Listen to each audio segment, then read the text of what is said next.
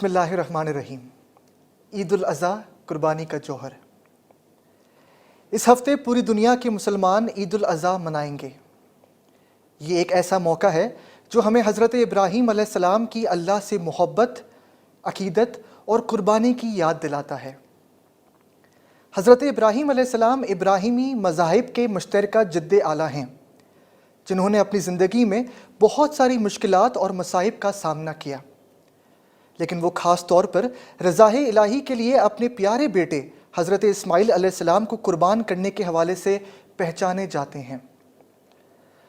حضرت ابراہیم علیہ السلام کی فرما برداری اور قربانی کو اللہ نے اس قدر پسند فرمایا کہ اسے برقرار رکھنے کا حکم صادر فرمایا۔ پچھلے 1400 سالوں سے پوری دنیا کے مسلمان عید الاضحیٰ بڑے جوش و خروش سے مناتے آ رہے ہیں۔ قربانی دراصل اللہ کی مرضی کو غیر مشروط طور پر تسلیم کرنے کا نام ہے۔ یقیناً قرآن پاک اس بات کی نشاندہی کرتا ہے کہ اللہ ان لوگوں کو اجر دیتا ہے جو اس کی رضا کو تسلیم کرتے ہیں۔ حضرت ابراہیم علیہ السلام کے قصے کا حوالہ دیتے ہوئے سورۃ الصفات آیات 104 سے 106 کے اندر خداوند تعالیٰ ارشاد فرماتے ہیں، اور ہم نے اسے آواز دی، اے ابراہیم، تو نے خواب سچ کر دکھایا، بس ہم نیکی کرنے والوں کو ایسے ہی جزا دیتے ہیں، یقیناً یہ ایک کھلی آزمائش تھی۔ لفظ قربانی جو عام طور پر قربان کرنے کے معنوں میں استعمال کیا جاتا ہے کہ ایک معنی کسی تک رسائی یا قربت حاصل کرنے کے بھی ہیں۔ عید الاضحیٰ ہمیں یہ موقع فراہم کرتی ہے کہ ہم خدا کی رضا کو تسلیم کرتے ہوئے اللہ کی قربت حاصل کریں۔ ہمارے لیے اللہ کی رضا کا اظہار حضرت ابراہیم علیہ السلام کی اولاد خصوصاً حضرت محمد صلی اللہ علیہ وآلہ وسلم خاتم النبیین اور شیعہ مسلمانوں کے لیے ان کی اہل بیت کے ذریعے ہوتا ہے۔ شیعہ اسماعیلیوں کے لیے یہ امام الوقت کی ہدایت ہی ہے جو ہمیں اللہ کی رضا کو تسلیم کرنے کی ترغیب دیتی ہے۔ قربانی کا تصور خصوصاً عید کے موقع پر کئی معنی رکھتا ہے۔ کئی مسلمانوں کے لیے یہ ایک جانور کی رسمی قربانی سے بڑھ کر عبادت یا کسی اچھے مقصد کے لیے وقت اور علم کا نذرانہ دینا بھی ہو سکتا ہے۔ بس عید الاضحیٰ ہمیں اخلاقی ذمہ داریوں کو پورا کرنے اور ضرورت مندوں کی خدمت کرنے اور مدد کرنے کی تعلیم دیتی ہے۔ دوسروں کے مفاد کے لیے عقیدت اور قربانی کی یہ روح ہماری جماعت کی تاریخ اور اخلاقیات کا اہم حصہ رہی ہے۔ 1957 سے مولانا حاضر امام علیہ السلام نے اپنی زندگی جماعت اور ان کے لیے جن کے درمیان ہم رہتے ہیں کہ معیار زندگی کو ترقی دینے کے لیے وقف کر رکھی ہے۔ مولانا حاضر امام علیہ السلام نے گولڈن جوبلی کے دوران مڈغاسکر میں نومبر 2007 میں ایک تقریر کے دوران فرمایا، ہماری ذمہ داری یہ ہے کہ لوگوں کو غربت سے نجات دلانے کی کوشش کریں، اور ہمارے نزدیک غربت کا مطلب بغیر چھت، بغیر تحفظ، صحت کے دیکھ بھال اور تعلیم کے حصول کے بغیر، معاش کے بغیر اور اپنی تقدیر کو قابو کرنے کے حوالے سے نا امید ہونا ہے۔ اس کا مطلب یہ ہے کہ کسی کے بچوں، پوتوں اور پوتیوں کو ناقابل قبول زندگی گزارنے کی سزا دی جائے۔ غربت صرف وسائل کی کمی ہی نہیں بلکہ یہ امید کی کمی بھی ہے۔ ایک اندازے کے مطابق تقریباً 800 ملین افراد، عالمی آبادی کے تقریباً 11% لوگ انتہائی غربت میں زندگی گزار رہے ہیں۔ یہ یاد رکھنا ضروری ہے کہ ہماری جماعت بھی غربت کے ان اثرات اور اس کے انسانی وقار اور عزت نفس پر تباہ کن نتائج سے محفوظ نہیں ہے۔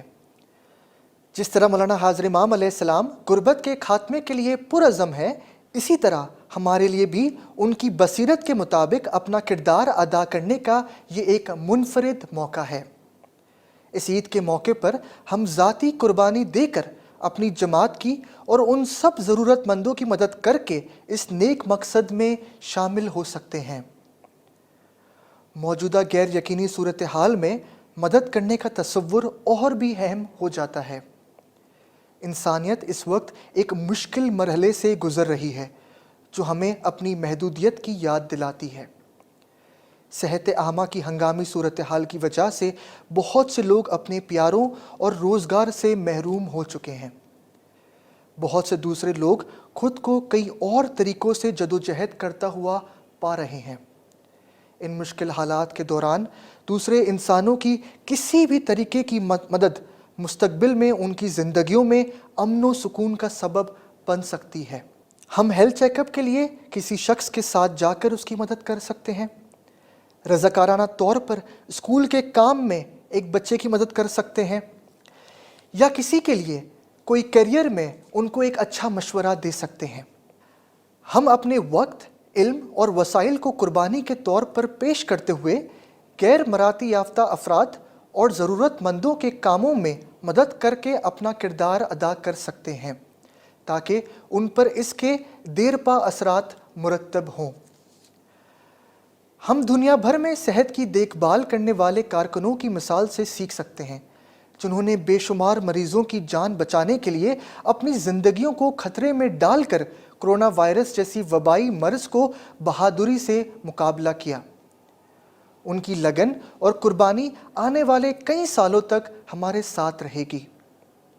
یہ ان کی کوششوں سے ہی ممکن ہوگا کہ بہت جلد ہم یہ کہنے کے قابل ہوں گے کہ نسل انسانی برقرار رہی۔ اسی طرح جماعت کے تمام رضاکار جنہوں نے امدادی سرگرمیوں کے لیے وقت نکالا، مالی تعاون کیا، مختلف جاری شدہ تعلیمی اقدامات میں مدد کی، انہوں نے یہ واضح کیا کہ استحکام ہمارے درمیان اتحاد اور AKDN اور جماعتی اداروں کے ساتھ مل کر کام کرنے میں ہی ہے۔ امید ہے کہ خدا کے فضل و کرم سے ہم بہت جلد اس افسوسناک عالمی صورتحال سے نکلیں گے۔ حالانکہ اس وبا کے بعد دنیا ویسی نہ رہے گی جیسی یہ پہلے تھی۔ ہم میں سے کچھ مراعاتی یافتہ ہونے کی وجہ سے نئی دنیا سے مقابلہ کرنے کے لیے صحیح مہارت اور صلاحیت کے حامل ہوں گے، لیکن بہت سے لوگوں کو کسی فطری خامی نہ ہونے کے باوجود سازگار حالات نہ ہونے کی وجہ سے جدوجہد کرنی پڑ سکتی ہے۔ اس حوالے سے ہمیں باہمی سوچ و وچار سے ایک دوسرے کی ساتھ مدد کرنے کے طریقے ڈھونڈنے چاہیے۔ مالی معاونت کے علاوہ دوسروں کی بہتری کے لیے اپنا وقت اور علم دینے سے بھی قابل ذکر فرق پڑ سکتا ہے۔ اگرچہ اس سال عید الاضحیٰ کا موقع ماضی کی نسبت مختلف ہے، لیکن ہم اب بھی قربانی کی روح کو حضرت ابراہیم علیہ السلام اور حضرت اسماعیل علیہ السلام کی مثالوں سے سمجھ سکتے ہیں، اور خدمت کی اس عظیم روایت کو مولانا حاضر امام علیہ السلام کے نقش قدم پر چلتے ہوئے جاری رکھ سکتے ہیں۔ آپ سب کو عید مبارک اور یا علی مدد۔